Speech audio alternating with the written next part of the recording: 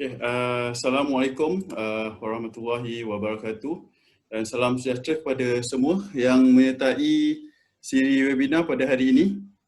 Alhamdulillah, dengan izin Allah kita dapat bersama dalam siri webinar peningkatan produktiviti dari usahawan untuk usahawan, anjuran Malaysia Productivity Center atau short formnya MPC. Terima kasih kepada MPC, Ketua Pengarah MPC Dato' Abdul Latif Haji Abu Suman, Pengarah Productivity Advisory dan Konsultasi Servis Tuan Rosmi Abdullah, serta Koordinator Program Puan Kartin Haslinda. Pada hari ini saya Kamal Nizam Rahmat, moderator anda dalam siri pertama webinar dengan tajuk Rangka Kerja Strategi Perniagaan Anjal untuk SME. Okey, dalam siri hari ini kita akan bersama speaker kita Dr. Edli Ferdin Ramli, Pengarah EFR Certification 9 Berhad.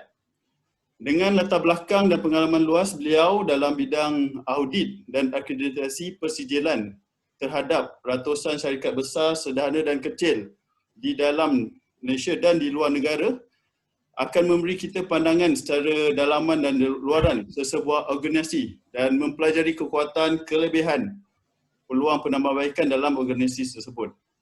Okay, sedikit saya terangkan latar belakang Encik Dr. Edli. Sebagai seorang usahawan yang memulakan perniagaan secara sambilan dan berdaftar dengan ROB pada tahun 1998. Walaupun tidak berjaya pada permulaan dan beliau mengambil keputusan untuk bekerja semula, hasil dari pengalaman tersebut beliau sekali lagi memulakan usaha perniagaan dengan mendaftar semula ke SHM pada tahun 2006. Dengan itu bermulalah EFR Certification 9 Berhad, salah satu badan persijilan antarabangsa yang mempunyai pelanggan dari pelbagai negara. Dan dalam masa yang sama, beliau juga masih aktif dalam bidang pengauditan, penilaian, perundingan dan latihan kecemerlangan perniagaan, iaitu Business Excellence, sistem pengurusan Lean dan Quality.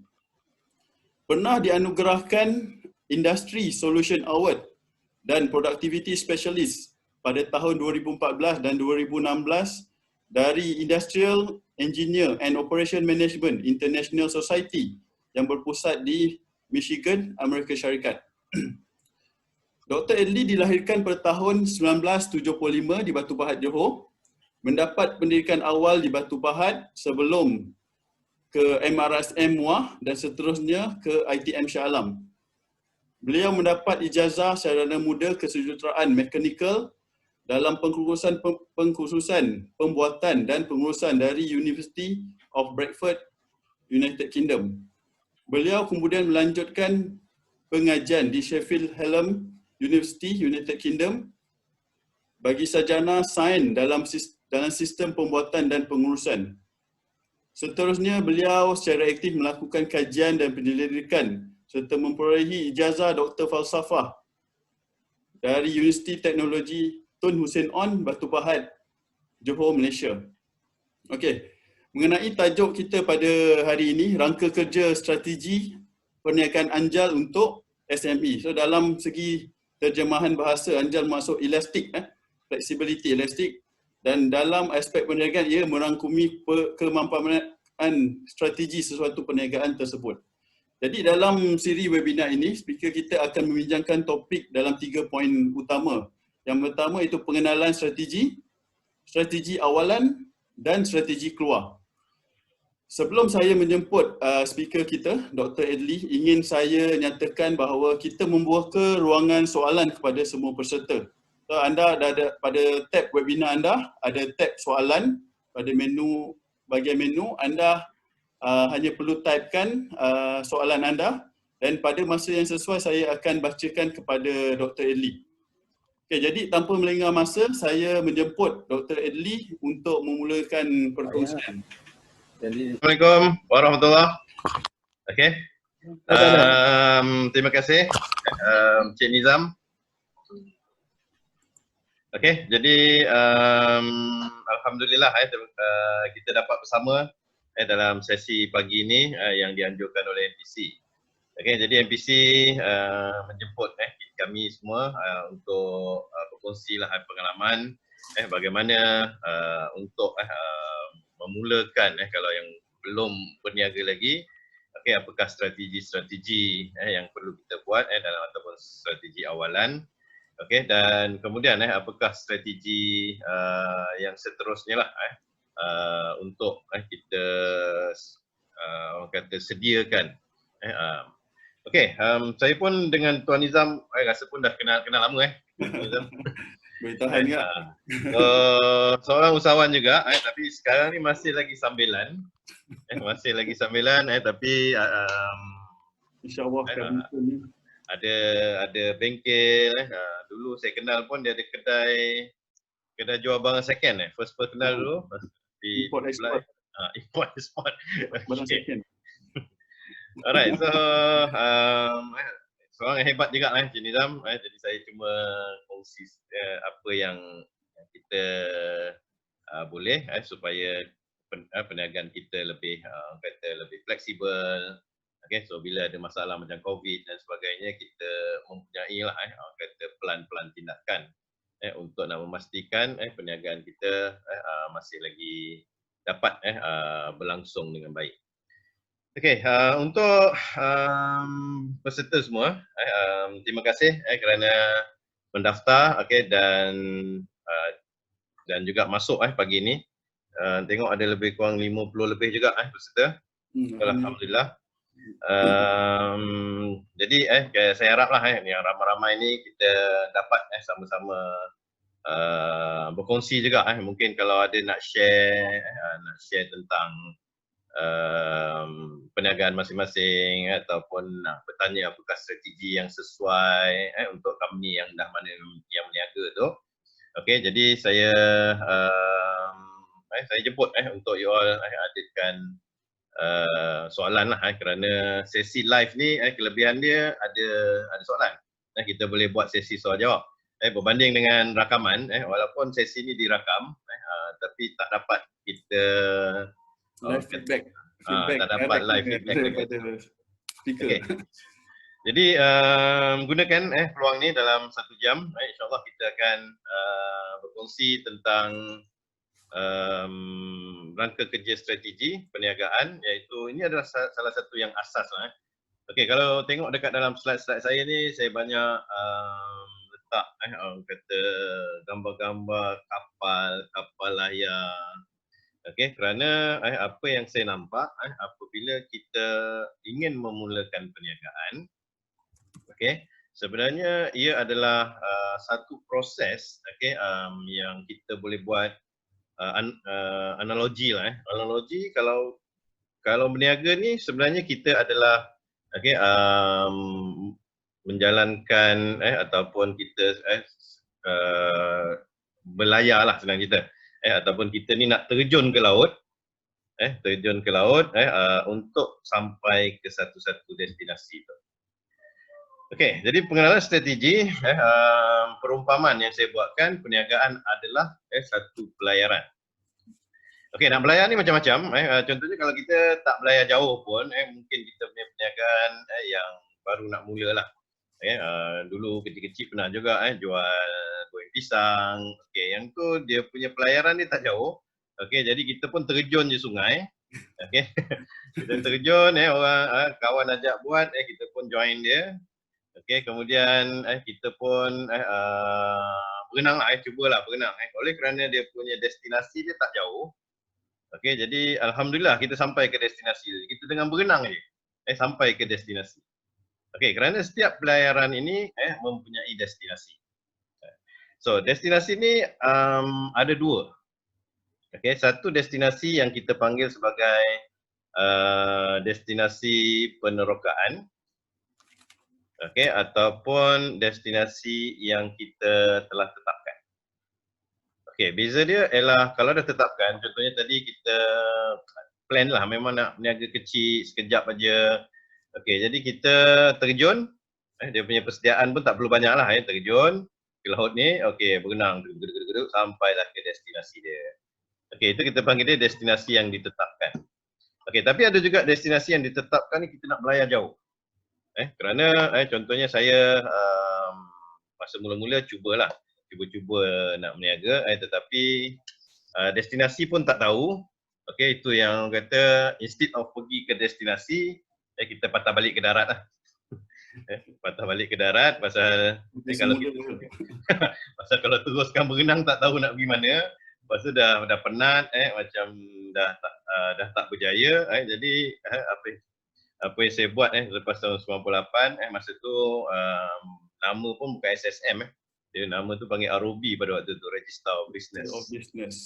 Dia ada ROC, ROB. ROC ni Register of Company. Kalau nak buat scramble hard, pada waktu tu dia pakai ROC lah. Okey, jadi saya terpaksa lah patah balik. Saya terpaksa patah balik kerana tak tahu destinasi nak pergi mana ni. Betul ke tak? Tapi kalau nak meneroka, kita boleh terus meneroka, tapi tak tahu jugalah pergi ke mana. Takut dalam penerokaan tu tenggelam macam kapal ni.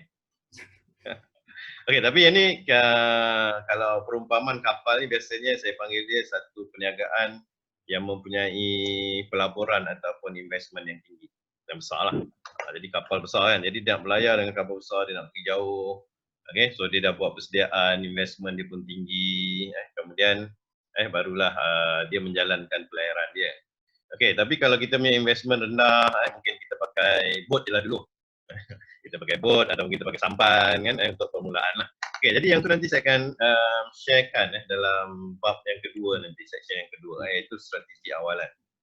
Okay, jadi destinasi yang kita tetapkan ni, kita boleh panggil dia sebagai satu strategi. Okay, di mana kita kata, okay, untuk tahun pertama kita nak sampai ke destinasi yang pertama. Tahun kedua kita nak sampai ke destinasi yang kedua. Tahun kelima mungkin dah sampai ke destinasi yang ketujuh dan seterusnya lah. Okey, tetapi ada juga yang kita berniaga ni kita cuba-cuba. Kita test lah, kita meneroka. Destinasi pun tak tahu nak ke mana. Okey, tetapi kita sediakan satu kapal yang agak lengkap juga untuk kita nak meneroka lah.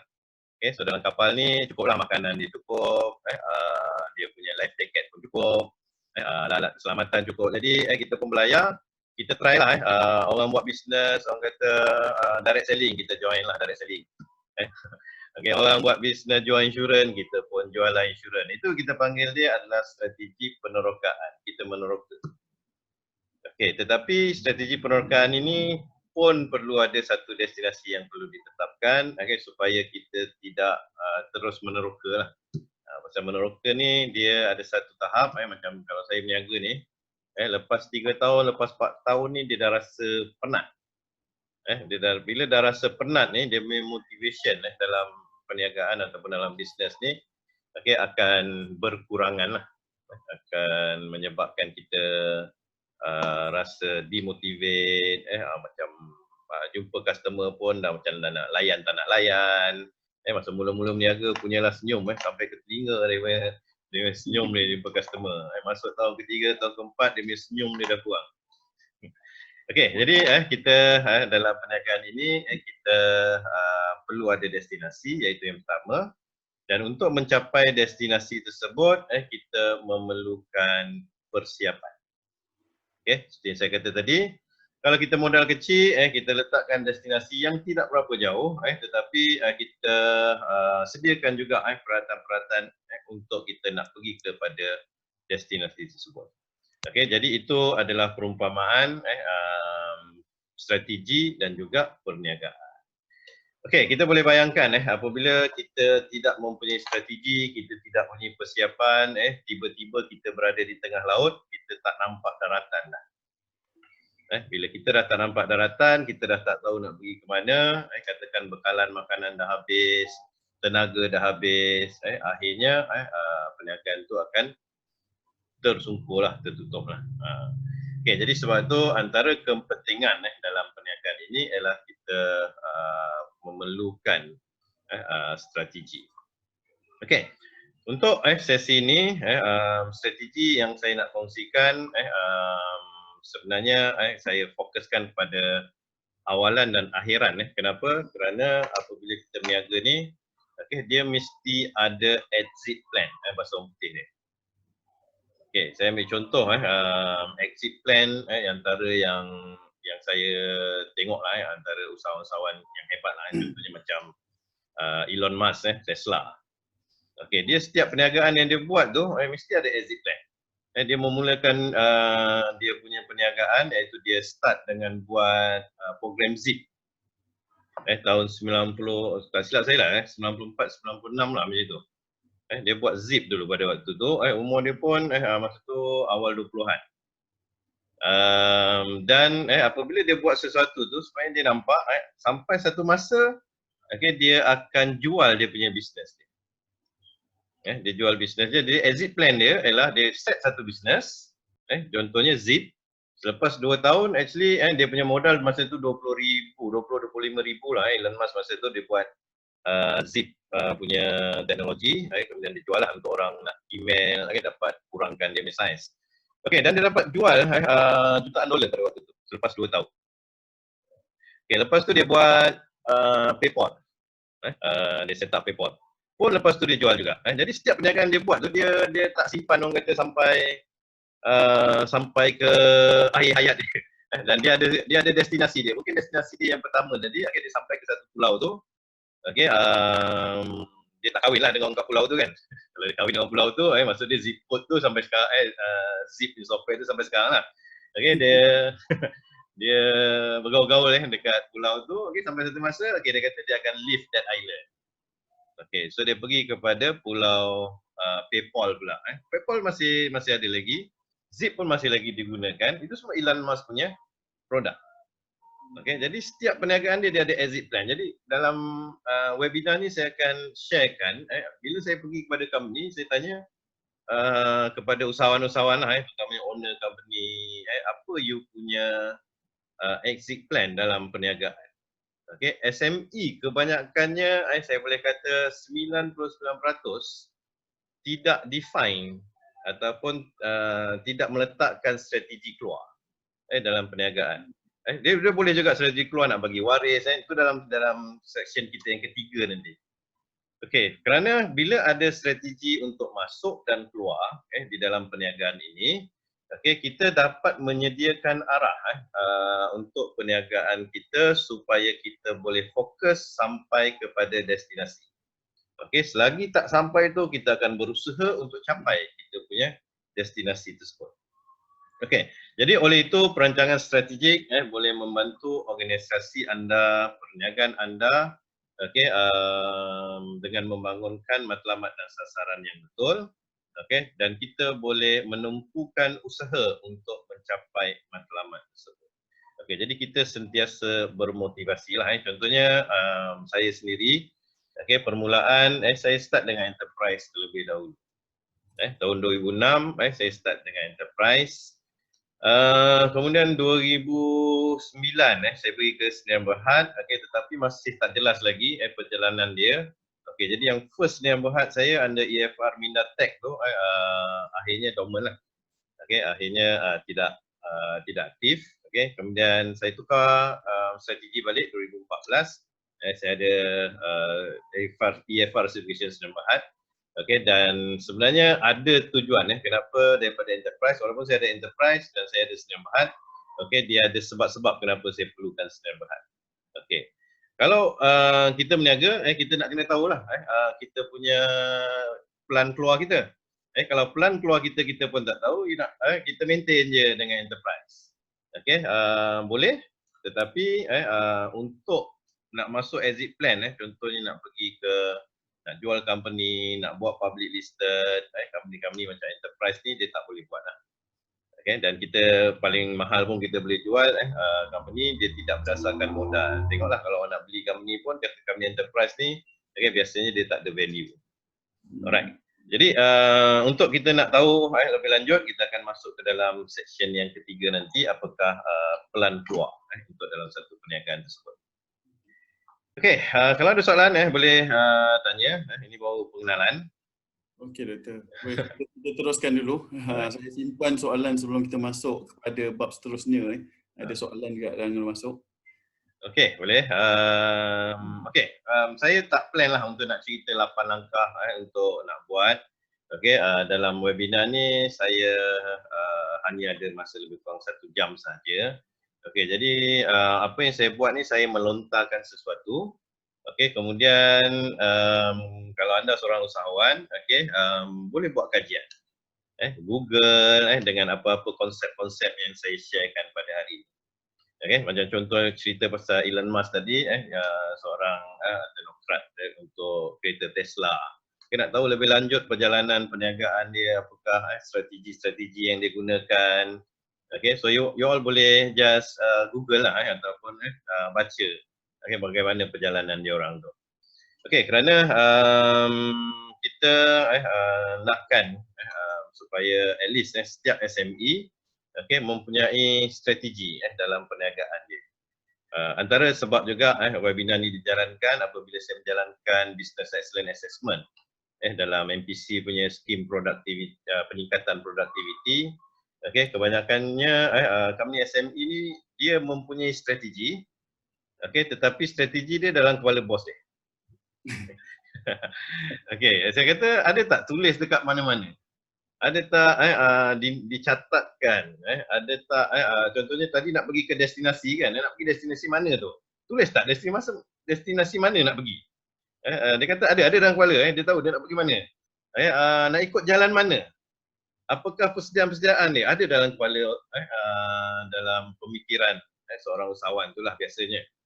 Okey, tapi bila saya tanya ada tak didokumentkan, ada tak ditulis ke arah mana?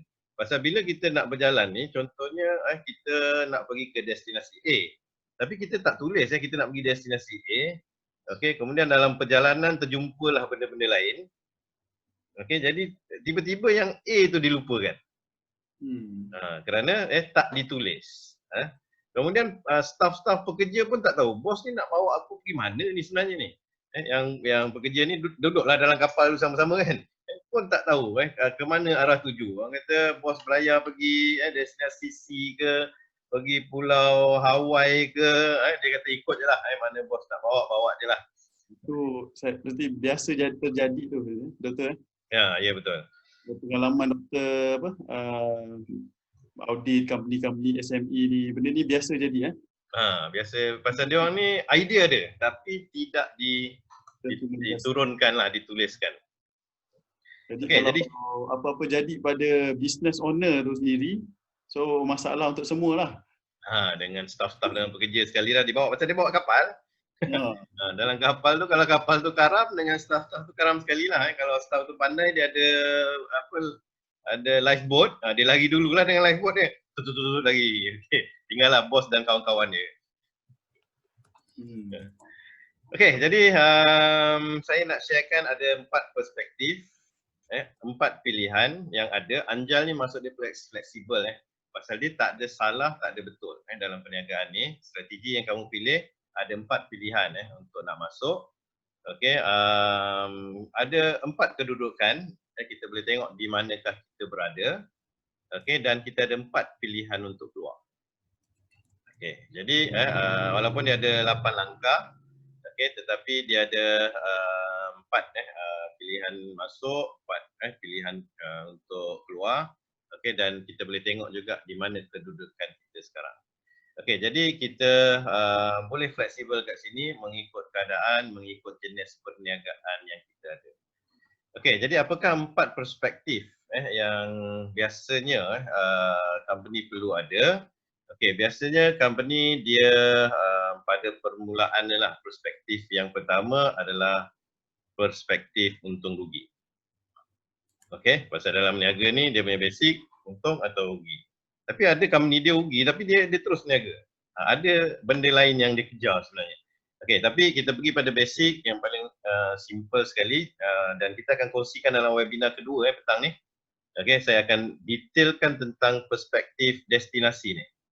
Okey, iaitu destinasi kewangan. Jadi contohnya dalam pelayaran kita, kalau kita punya perspektif adalah untuk fokus kepada kewangan. Okey, jadi kebanyakan pelayar-pelayar pada zaman dulu, bila dia berlayar, dia nak cari apa? Dia nak cari gold. Okey, dia nak cari emas. Bila dia berlayar, dia pergi ke Afrika, ada emas dekat situ, okey, dia sampailah ke destinasi tersebut dan dia usahakan untuk nak gali emas tu lah. Jadi dia start dengan perspektif untuk kewangan. Okey, sebenarnya dalam perniagaan ada juga perspektif-perspektif yang lain. Ada yang untuk nak menjaga pelanggan, melayan pelanggan. Okey, ada juga perspektif untuk nak menjalankan proses, untuk nak buka kilang, nak bagi pekerjaan. Ada juga perspektif lebih kepada bila dia jalankan perniagaan ni adalah lebih kepada kerja aman. Okey, ataupun dia less focus on the what we call profit. Dia buat perniagaan ni adalah lebih untuk dia nak membantu orang lain. Okey, ada juga perspektif yang seterusnya adalah pembelajaran dan pertumbuhan. Bukan pertumbuhan ni, pertumbuhan, minta maaf. Okey, pembelajaran dan pertumbuhan sesebuah syarikat tersebut. Okey, perspektif pada destinasi ni, webinar pukul 3 insyaAllah saya akan sharekan dengan lebih detail 4 ni. Okey, kerana dalam pemilihan strategi yang ada, saya akan sharekan dalam section yang kedua selepas ni, okey, iaitu berkaitan dengan 4 pilihan untuk kita nak memulakan perniagaan kita. Okey, jadi kita boleh buat satu poll dulu, nak tahulah berapa banyak usahawan yang ada ni dekat sini. Jadi kita boleh tengoklah, mungkin ada yang baru-baru nak belajar jadi usahawan. Okey, jadi mungkin kita punya host Cik Zali boleh openkan poll berkaitan dengan adakah anda seorang usahawan?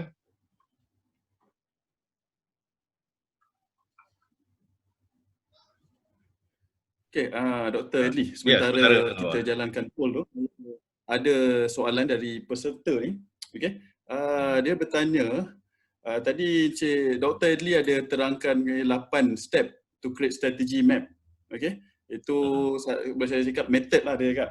So ada selain daripada tu, ada tak method lain yang lebih simple, yang senang cerita lebih mudah atau yang basic untuk mereka boleh gunakan untuk awal-awal? Okey. Okey, step 8 step ni buku lah, buku teks. Biasanya usahawan ni dia jenis tak ikut buku teks lah. Dia ikut kawan-kawan, dia dengar cakap kawan. Macam adalah kawan kita seorang yang dengan saya ni, dia dengar. Okey, dia buat pelaburan dekat Pengerang. Okey, setengah jalan tenggelam. Okey, tapi sebenarnya dekat situ tak apa, kerana dalam strategi ni dia ada 4 pilihan. Sama ada kita sedar ataupun kita tidak sedar. Okey, sebenarnya dalam 4 pilihan tadi, dia ada teknik yang kita panggil sebagai evolusi, ada teknik yang klasik, strategi yang klasik, ada strategi yang prosesual.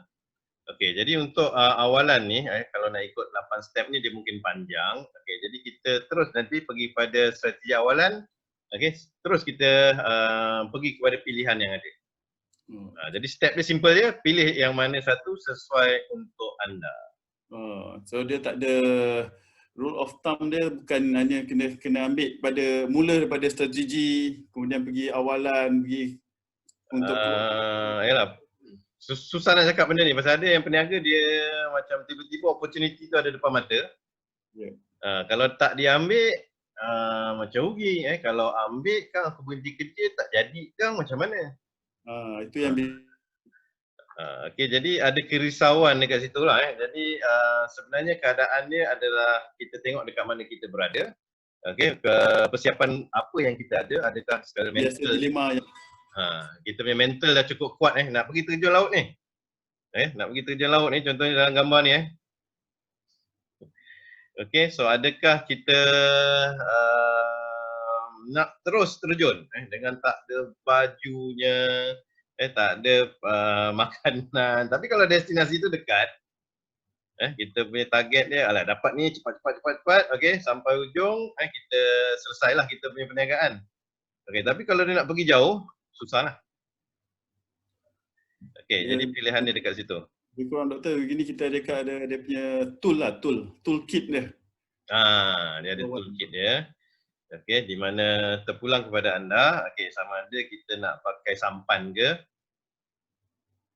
okey, ataupun kita nak pakai kapal yang besar lah okey, yang ni mungkin pergi pun bukan seorang-seorang lah, dia ajak rakan kongsi, dia ada shareholder yang lain. Okey, ada yang shareholder pula, tak apa saya bagi kamu duit, belilah kapal ni. Tapi saya tak nak naik sekali lah. Okey, kalau karam tak apalah, duit dengan duit-duit saya sekali lebur lah. Pasal dia akan berlayar dengan pelaburan yang dia ada ni dan dia mengharapkan pelayan ni akan jumpa emas. So bila dia jumpa emas, dia balik, pelabur tadi akan dapat balik dia punya return. Okey, jadi option dekat sini dalam perniagaan sama ada kita nak terjun je tanpa membuat apa-apa persiapan. Okey, ataupun kita nak sediakan perahu untuk dalam pelayaran kita, ataupun kita cari investor, kita cari rakan kongsi. Kalau kita banyak duit pun kita boleh terus sediakan kapal yang besar untuk memulakan pelayaran kita. Okey, jadi pilihan yang ada untuk usahawan semua, basically pilihan yang ada ialah yang ni mengikut kajian oleh seorang pengkaji strategi kalau rajin Google, okey, sila tengoklah pada Google ni type Wintinton. Okey, Wintinton ni dia buat kajian tentang strategi perniagaan. Okey. So bila kata dia buat kajian ni, dia sebenarnya buat kajian bukannya kajian yang terkini, dia ambil daripada yang lama-lama. Teori-teori yang lama, teori daripada Morgan, example ada teori contingency, sistem teori. Okay. So dia kaji dan dia publish pada tahun 2001. Okey, bila dia publish, dia dapati ada 4 jenis strategi. Okey, iaitu yang pertama dipanggil sebagai teknik klasikal.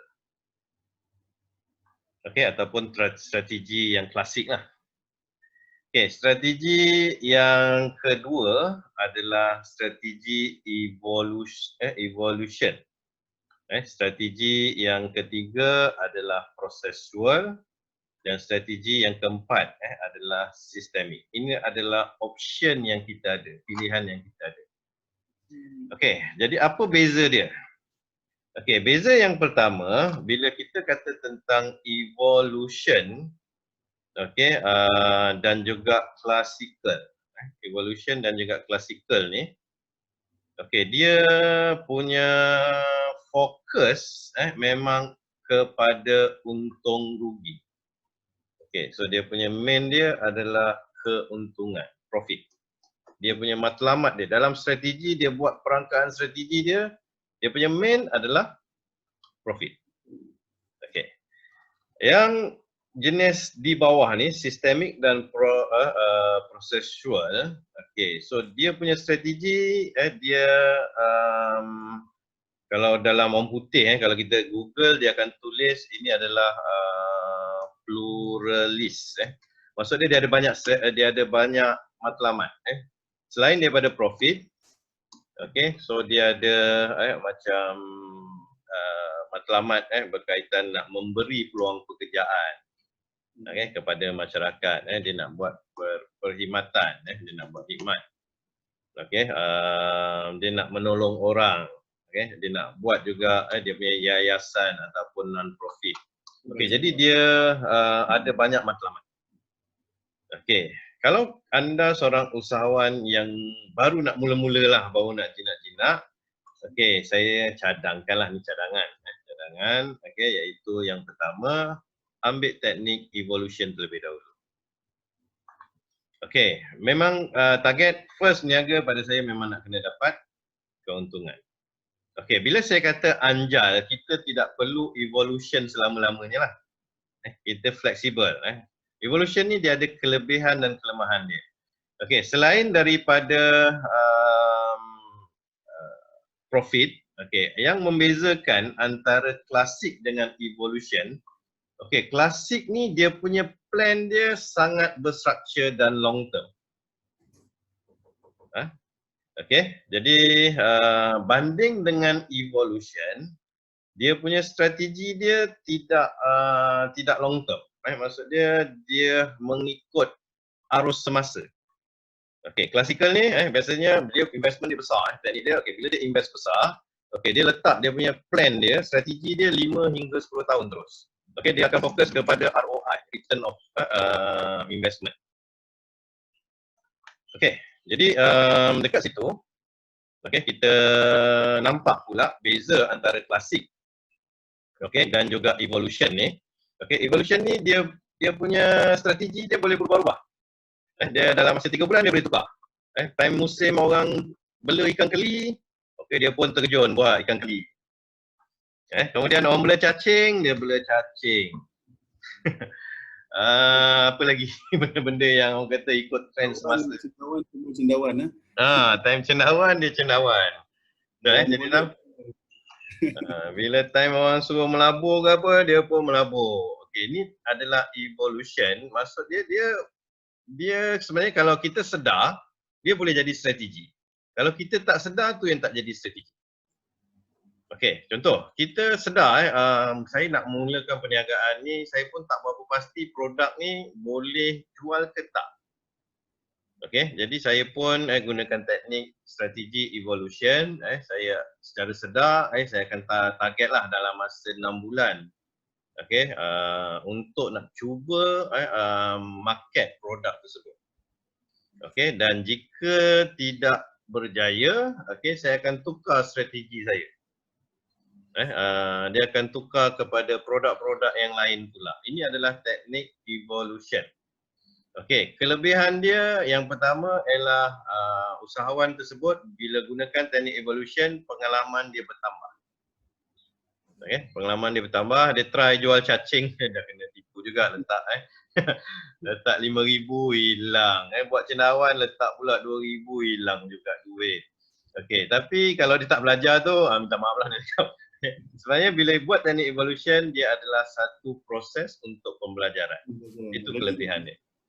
Jadi orang yang tak pernah berniaga ke apa, dia cuba-cuba okey dan dia dapat belajarlah sesuatu daripada proses perniagaan tersebut.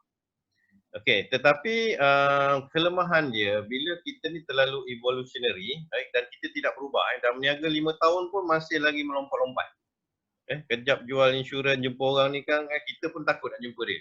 Jumpa dia je, ni orang ni nak jual insurans ni. Nanti datang sekali dia jual stokin pula. Ini dia jual penapis air pula. Jadi sampai kita pun takut nak jumpa dia. Mati purpose-nya usahawan tu. Okey, dia tak boleh lama kerana lama-lama biasanya kita akan penat dan kita tak jumpa destinasi kita. Okey, jadi selalunya untuk evolution saya akan recommend move to the next stage lah sama ada nak pergi kepada sistemik ataupun nak pergi kepada klasikal lah ataupun prosesual. Okey, so nak faham lagi kita ambil contoh tadi beza evolution, klasik, sistemik, prosesual. 4 jenis pilihan ni. Okey, so pilihan yang belah atas ni adalah fokus kepada profit saja. Yang bawah ni fokus kepada pelbagai pluralist. Maksud dia fokus kepada brand dan juga pelbagai lah. Okey, dan perbezaan yang seterusnya dia antara yang vertical punya point ni pula. Okey, perbezaan yang ni iaitu yang sebelah sini ni dia punya plan dia lama. Dia panggil long term. Plan dia adalah berjangka masa panjang, long term. Okey, kalau yang ni dia punya plan dia adalah short term. Okey, dia berubah mengikut keadaan semasa. Okey, jadi contohnya kita ambil orang evolution dia dia nak pergi kepada contoh dia nak pergi kepada klasikal lah. Okey, sebelum ni dia tak jumpa bisnes, lalu dia jumpa satu bisnes yang bagus. Okey, dia jumpa satu bisnes yang bagus, kemudian dia move to the klasikal. Modal dia dah banyak, dia pun start buat investment. Okay, dan dia pun membuat plan 5 hingga 10 tahun. Jadi bisnes dia fokus. Okay, kerana kelemahan short term ni kita akan penat. Jadi apabila kita ada kita punya strategi jangka masa panjang, jadi sekurang-kurangnya kita ada masa untuk nak berehat. Okay, failure of the business. Contoh kebanyakan satu industri yang saya selalu nampak dia evolution dan tidak move kepada klasikal dan sistemik. Iaitu industri kalau dalam Bumi Putra adalah kontraktor. Okay. Dia bila dapat projek jalan, dia buat projek jalan. Dapat projek buat rumah, dia buat projek buat rumah. Projek buat jawatan, dia buat projek buat jawatan. Okay. Dan dia meneruskanlah usaha ni. Dapat kantin pun buat juga. Mana-mana tender lah pasal dia daftar dengan PKK ataupun CIDB G1, G2 ni. Jadi dia meneruskan usaha dia dalam proses ni saja. Okay, tapi lama-lama dia akan penat dan apabila contohnya bila orang tukar, pegawai tukar, jadi bisnes dia nak move tu agak susah. Okay, jadi untuk yang ada perniagaan especially yang kontraktor ni, kalau boleh consider pergi kepada long term. Pasal sebelah sini long term. Okay, sebelah sini kita boleh move pada klasikal ataupun sistemik. Klasikal ni dia fokus pada profit sajalah. Tapi kalau kita nak pergi sistemik, contoh sistemik yang paling dahsyat sekali adalah Nestle lah. Okay, yang ni dia memang daripada awal perniagaan. Okay, dia menggunakan teknik sistemik. Okay, dia fokus kepada brand. Okay, dia fokus kepada brand sampai satu tahap. Kalau kita nak cakap air kopi, instant coffee ni, kita tak akan cakap instant coffee. Kita akan cakap apa? Cik Nizam, biasanya kalau instant coffee, produk Nestle. Nescafe lah. Okay, bagi kedai mamak kita akan cakap Nescafe satu. Walaupun lain pun Nescafe. Tapi walaupun lain Nescafe juga. Kemudian mi segera. Maggi ya. Maggi. Walaupun brand lain pun kita akan panggil Maggi. Maggi juga. Okay. Mamak pun Maggi. Maggi goreng Okay, so dia fokus pada brand pasal dia pergi daripada kita kecil contohnya zaman kita sekolah dulu. Okay, dia dah bagi kita air Milo. Dia pergi sekolah bagi Milo free, kita pun sukalah minum. Sampai tua hot chocolate takkan panggil hot chocolate, kita akan panggil Milo. Sampai sekarang panggil Milo. Okay, itu adalah teknik sistemik. Dia pergi kepada long term. Okay, dia bukan saja pentingkan profit. Okay, tetapi dia memasukkan prestasi-prestasi yang lain.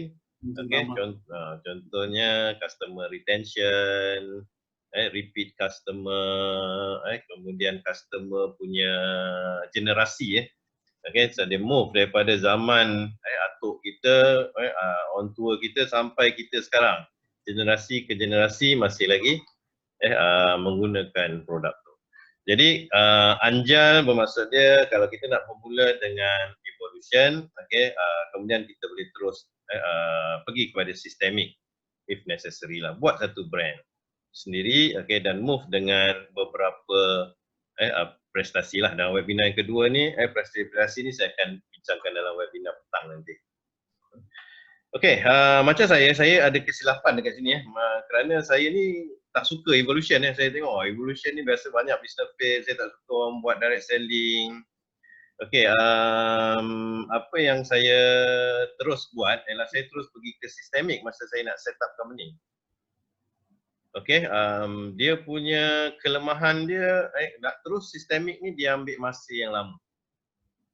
Okay, dia punya result nak buat brand contohnya saya nak EFR cert ni untuk dapatkan kata penerimaan daripada luar pasal saya terpaksa compete dengan nama-nama besar Sirim, SGS, Lloyds, nama-nama yang telah kata established 100 tahun jadi saya nak compete dengan diorang, okay, dia mengambil masa yang lama. Okay, tapi pasal dia adalah passionate saya dalam bidang persijilan, dalam bidang business excellence. Saya kata tak apalah, lambat pun tak apa, tapi saya terus ambil strategi sistemik. Saya build up repo, saya start daripada kecil, produk yang sama daripada tahun 2006 sampailah sekarang lah. Mungkin ada sikit tambah-tambah sikit penambah baik produk. Dan kita mengharapkan lah, saya mengharapkan, saya sama-sama doa lah, ni usaha. Kita usaha, saya nak buat satu brand di mana dia boleh jadi pluralis, kita boleh buat program-program khidmat masyarakat, kita boleh buat macam webinar macam ni, kita boleh berfungsi. Jadi saya start dengan sistemik. Tapi kalau anda yang tak penyabar, not passionate, sistemik ni tak apa sesuai lah, pasal nak kejar profit, dia kena pergi yang atas ni. Yang bawah ni dia profit dia lambat sikit. Long term. Dia ambil masa yang lama. Jadi, Doktor. Ya, saya. Pendekatan strategi ni dia masih seperti ni.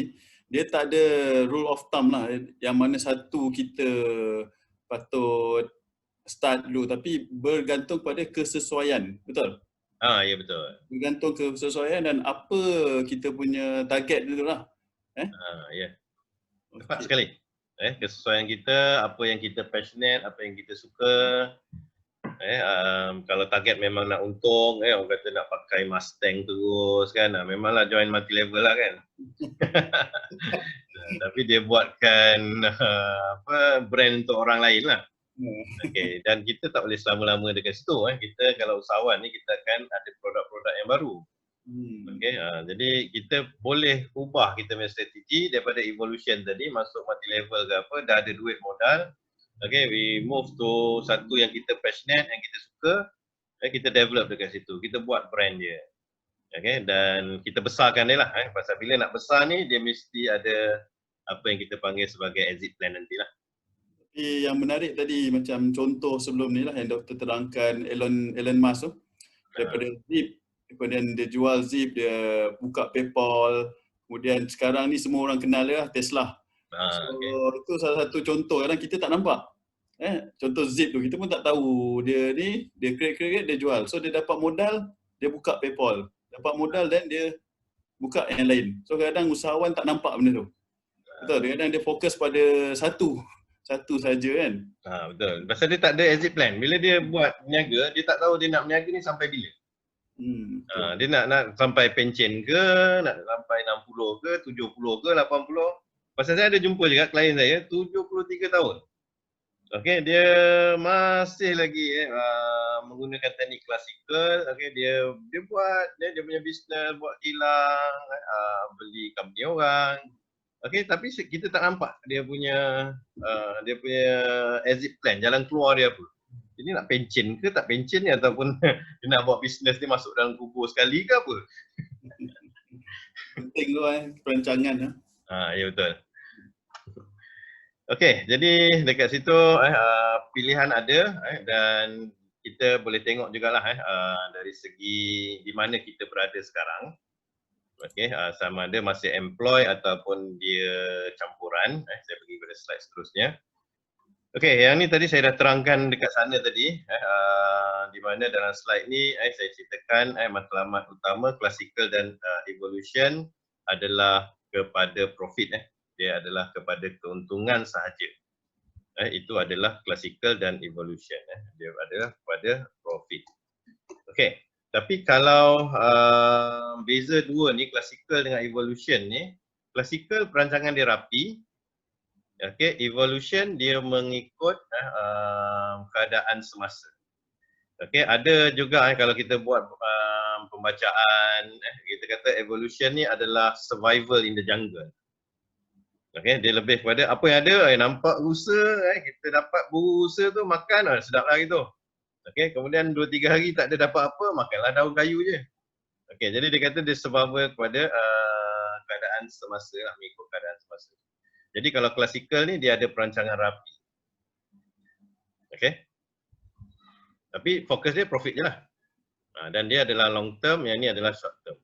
Kalau processual dan sistemik, dia pluralis, maksudnya dia banyak target, dia banyak matlamat, banyak objektif. Bila sampai pulau tu, dia nak bangunkan pulau tu, dia nakkan orang pulau tu, sebelum ni tak pernah pakai slipper, dia bagi slipper.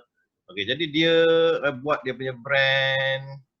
Yang ni kita panggil dia sebagai sistemik. dan processual Tetapi processual pula beza dia, yang ni processual dia short term. Jadi macam Elon Musk punya teknik tadi, dia adalah processual. Dia short term dia buat bisnes dia. Contohnya Zip ni, kalau Zip ni lepas ni mati pasal orang dah tak nak pakai Zip lagi pasal zaman sekarang orang ada OneDrive, Google Drive kan. Jadi mungkin orang dah start tak pakai Zip dah. Okey, dia mati pun tak apalah maksud dia dah dapat apa dia nak pada waktu tu.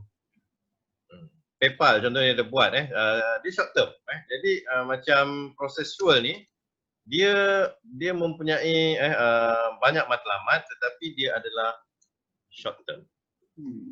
Okey, sistemik ni dia long term macam Nestle saya cakap tadi. Okey, dia long term pasal dia nakkan ke generasi. Terus minum Milo, terus makan Maggi walaupun tak berapa sihat walaupun orang dah kutuk-kutuk Milo tu banyak sangat gula dan sebagainya, tetapi dia masih lagi pergi kepada generasi ke generasi.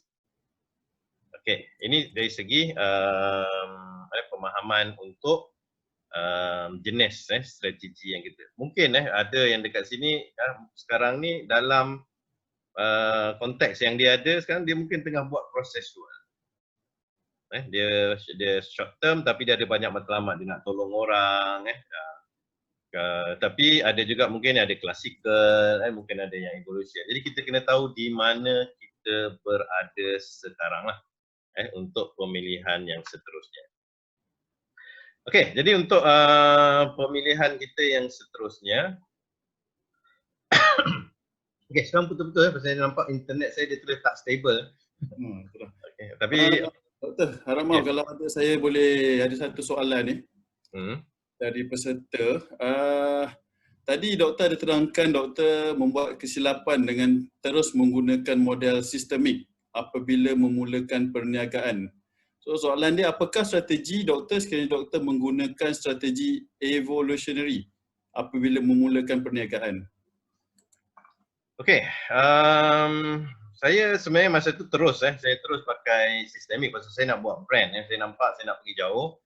Okey, tetapi bila sistemik ni dia ambil masa yang lama. Jadi bila kita ada komitmen, kita ada keluarga, okey, kita ada staff untuk kita nak bagi gaji. Okey, jadi bila saya pegang sangat nak naikkan saya punya brand ni sampai sales rendah dan tak boleh cover. Okey, tak boleh cover kita punya expenses lah pasal bila kita start ni modal pun tak berapa banyak jadi kita tak bersedia lah dengan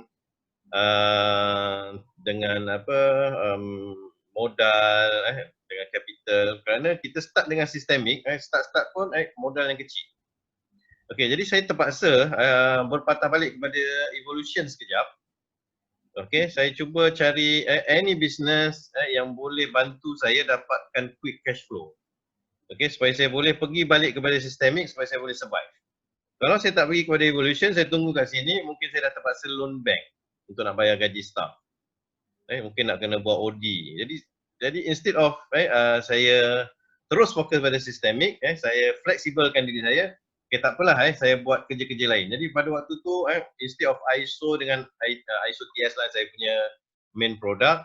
Okay, saya buat juga lab accreditation, benda-benda yang macam luar-luar kita punya bidang kepakaran lah, cuba je lah. Okay, kita buat kerja-kerja sub daripada contohnya certification body yang lain yang lebih besar. Kita ambil je kerja-kerja sub tu supaya saya boleh survive. Supaya saya boleh meneruskan usaha untuk nak pergi ke arah sistemik ni balik. Okey, jadi terpulang kalau kita satu organisasi yang dah memang strong lah, orang kata daripada ayah kita, daripada sebelum ni bisnes memang dah besar. Okey, jadi bila dah besar, dah strong bila dah strong, anytime you boleh move terus sistemik, build up dia punya brand. Okey, company tu contohnya Ahmad Nizam, Construction Sdn Bhd. Okey, jadi sebelum ni Ahmad Nizam ni nama macam kontraktor biasa je. Tapi kita anak tengok bapak pun dah tinggal dengan kita duit yang banyak. Jadi kita dah ada financial strong. Kita buat aktiviti sosial. Okey, kita buat R&D. kita tambah dia punya machinery, kita jadi specialized. Katakan kalau cakap Ahmad Nizam ni, Ahmad Nizam ni contohnya Cik Nizam ni lah. Moderator kita ni. Okay, Ahmad Nizam Construction. Bila orang cakap Ahmad Nizam Construction ni mesti tahu pasal dia ni memang pakar jambatan. Jadi dia dah bagi sistemik. Any contract, kalau nampak jambatan je, okay, kalau dia masuk, orang lain semua memang mengundur lah. Pasal apa? Dia dah memang terkenal, jambatan dia memang bagus, tak pernah ada kerosakan dan sebagainya. Itu adalah dia terus pergi pada sistemik. Jadi sebenarnya nak pergi sistemik ni, financially must be strong. Okay? Dan ataupun company itu dah memang lama lah.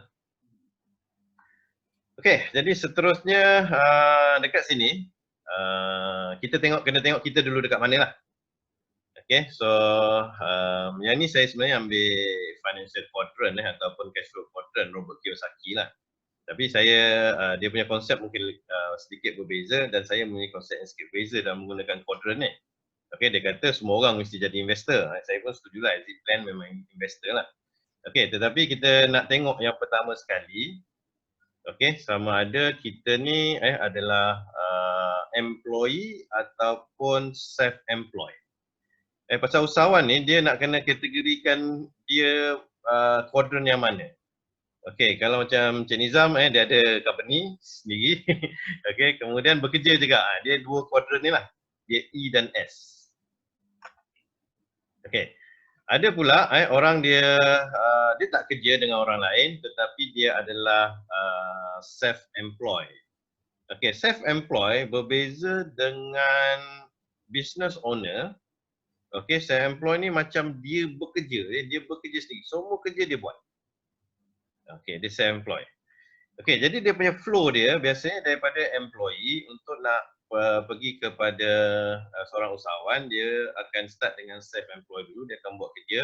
Semua dia buat kerja sampailah satu tahap, okay, dia boleh jadi business owner. Okay, so business owner ni dia dah employ orang untuk buat kerja dia. Okay, dan dia biasanya adalah managing director ke CEO dan sebagainya lah. Dan dia masih lagi bekerja dekat sini kalau business owner ni. Okay, beza yang dekat sini, okay, dia dah tak jadi CEO tapi dia jadi director sahaja. Okay, dan dia ambil allowance director dan juga dia ambil dia punya profit and loss lah dan juga bonuses daripada share company itu, dan bisnes dia biasanya telah dijalankan oleh CEO yang dia employ lah untuk menjalankan perniagaan tersebut. Okey, jadi pergerakan dia ialah kita akan start dengan employee, self-employed, business owner dan investor. Okey, sebenarnya daripada empat-empat ni kalau kita tengok betul-betul jadi employee pun boleh jadi evolution punya employee. Okay, evolution punya employee ni dia buat macam mana? Dia biasa pergi kerja, dia tak duduk lama lah dekat company tu. Ada je naik gaji, kalau ada offer tempat lain tinggi, tak kira lah 6 bulan dia kerja, ada offer tinggi dia melompat. Lepas 2 tahun dia melompat. Itu kita panggil dia employee yang evolusi lah. Okay, employee yang klasikal ni dia biasanya employee yang dia long term, dia macam setia duduk dekat dalam company tu.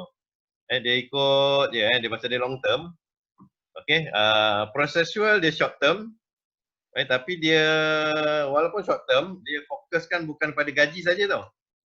Dia pergi kepada kepuasan, dia dapat tolong-tolong orang, dia dapat kerja luar. Itu orang yang employee, pekerja yang processual. Kalau tempat kerja tu tak dapat bagi matlamat dia akan lompat.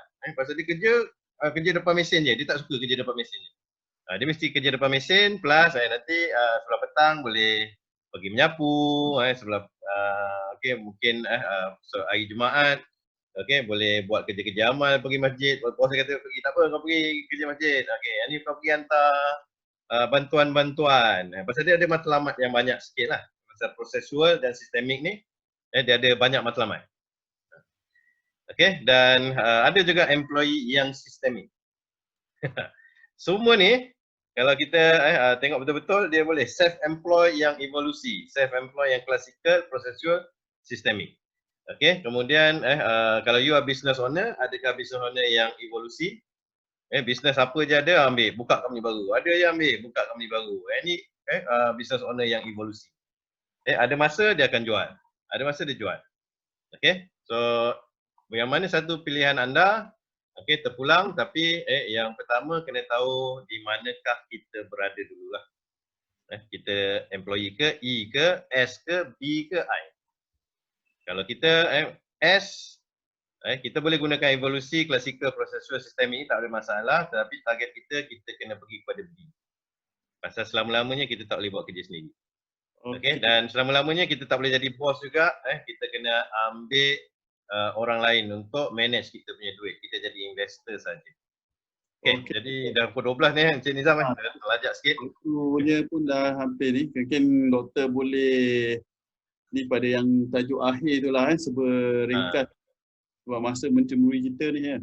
Okey. Ini bagus ni saya. Perkongsian ni sangat menarik, tapi itulah masa kita agak singkat. Okey, insyaAllah kita ada webinar yang kedua. Mana ada soalan lagi, boleh sambung nanti sebelah petang untuk prestasi. Tapi nanti sebelah petang pun saya akan pusing-pusing balik dekat sini. You self-employed ke, tapi dia punya prestasi akan ada sedikit berbeza lah. Okey, dan yang ni yang paling penting sekali bila berniaga, dan saya boleh katakan hampir 100% SME yang saya audit, yang tadi 99%, dia tak ada exit plan. Dia tak ada perancangan untuk keluar. Dia nak berniaga macam selama-lamanya. Tak ada salah nak berniaga selama-lamanya. Tetapi dalam apa juga perniagaan, untuk kita nak motivate, kita perlukan first sekali kita punya strategi untuk keluar lah. Strategi ada 4 juga. Sebenarnya dah ada 3 tapi pasal saya nak jadikan 4 juga. Saya tahu yang first hari ni tak jumpa pintu lah. Dia berniaga, dia dah tak tahu nak keluar. Dia stuck. Dia pusing balik kawasan tu. Pusing balik kawasan tu. Pusing balik, dia kontrak pergi cari projek baru, tak dapat. Try lagi tender baru. Pusing, dapat, buat kerja.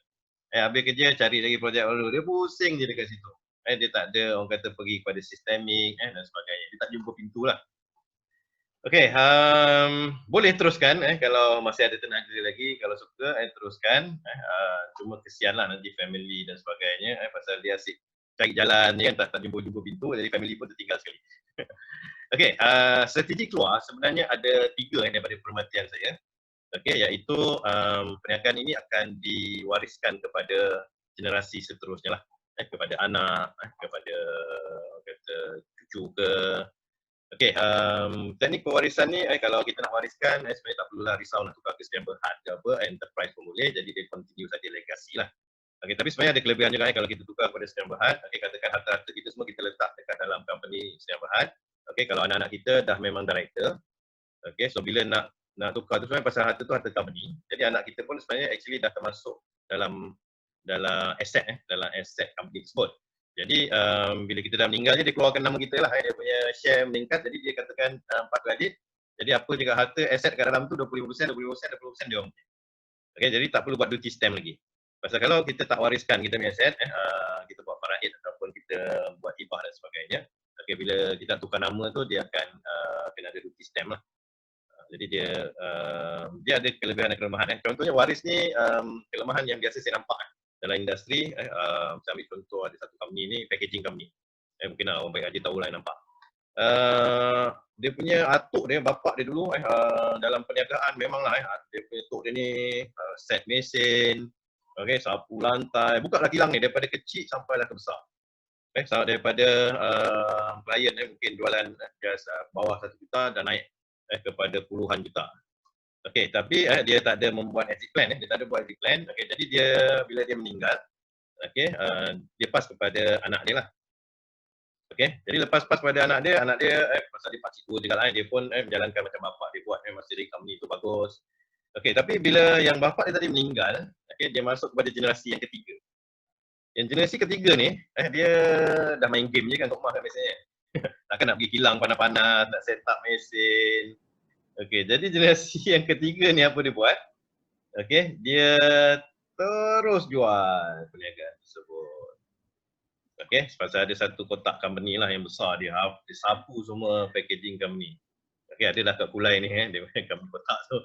Okey, company Jepun tu dia beli semua. Okey, jadi dia jual katakan dia dapatlah 20 juta.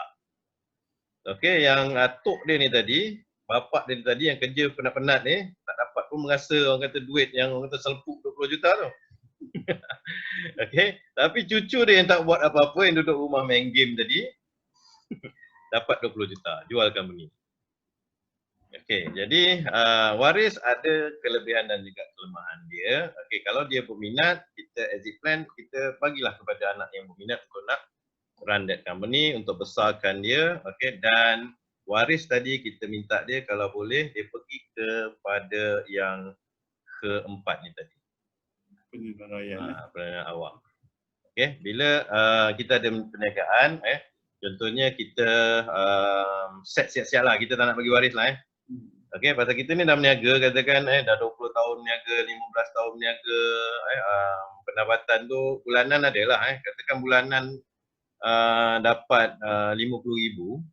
Kalau kita darab 12 bulan, sebenarnya kita setahun hanya dapat 600,000.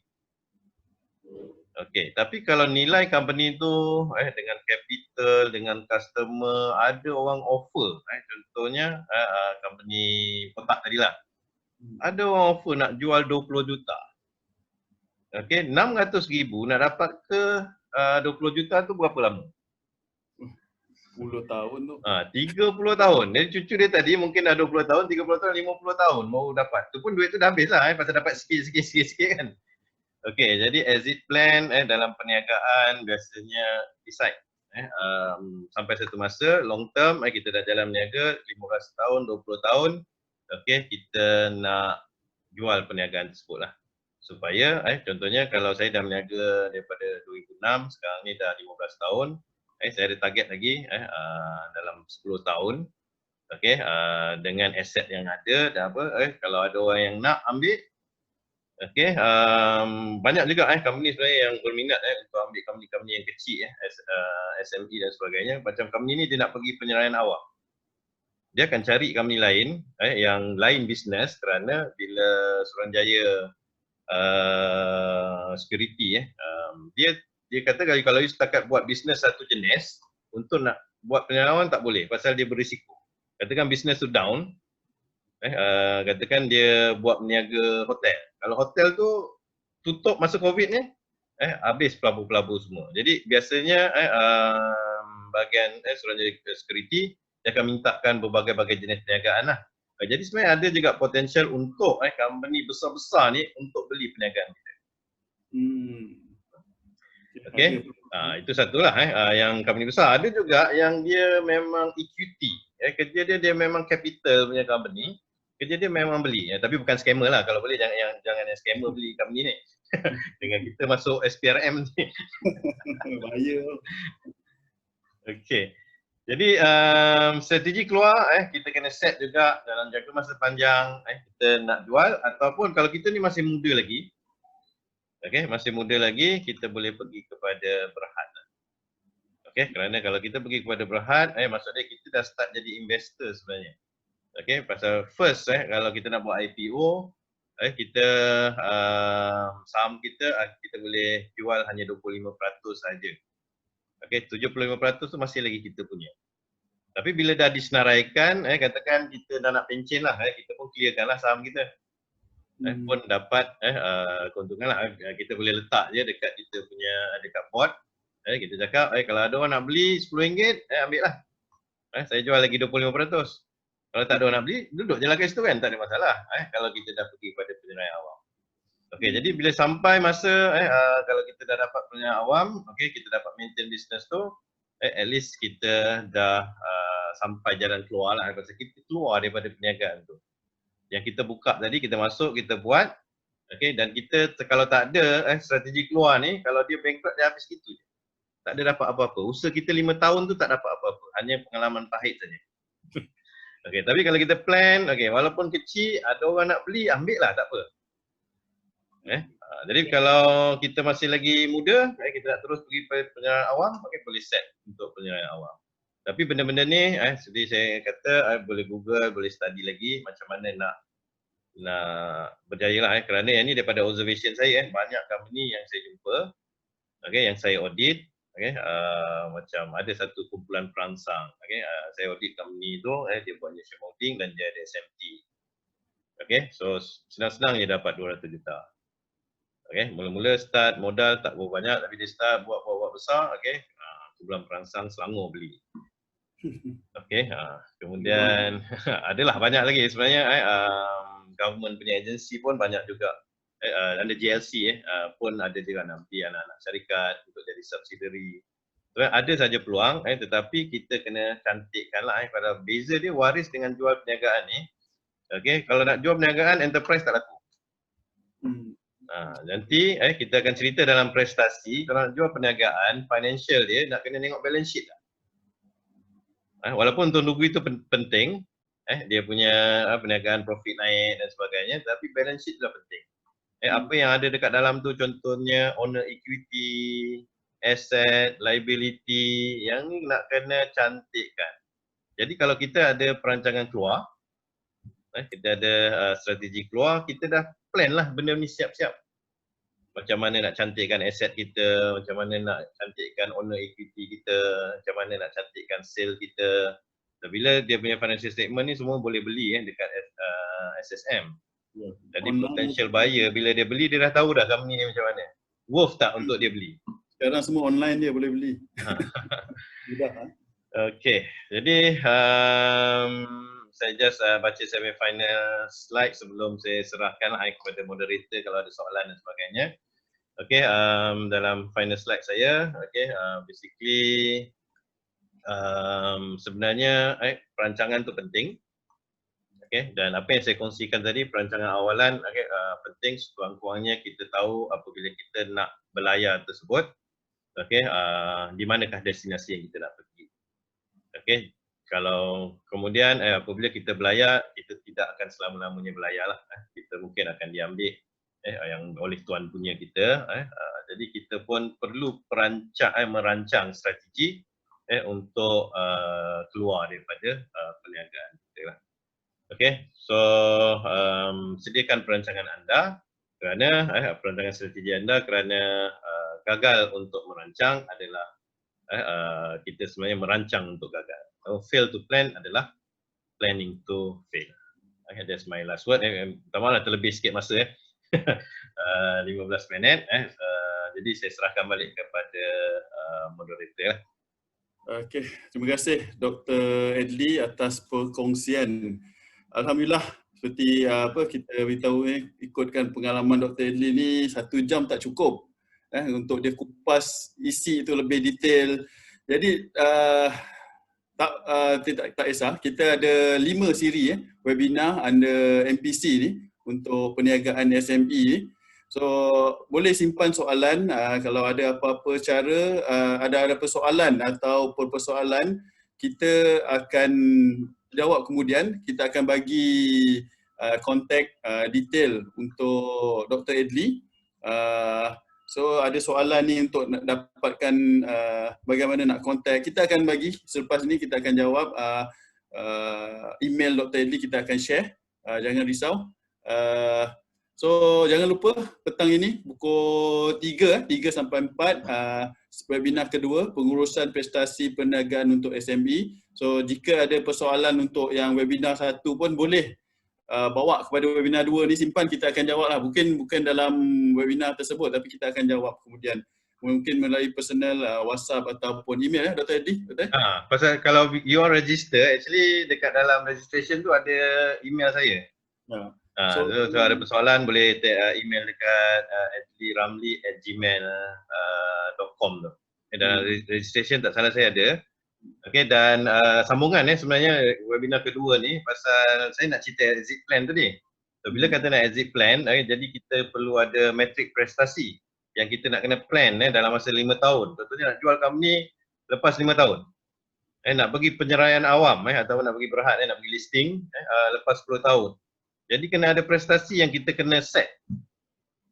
Jadi petang ni pukul 3 insyaAllah saya akan kongsi. So siapa yang belum mendaftar, so just boleh klik ni ataupun pergi kepada website kami. Dekat situ pun ada kontak saya di website, kontak kami saya.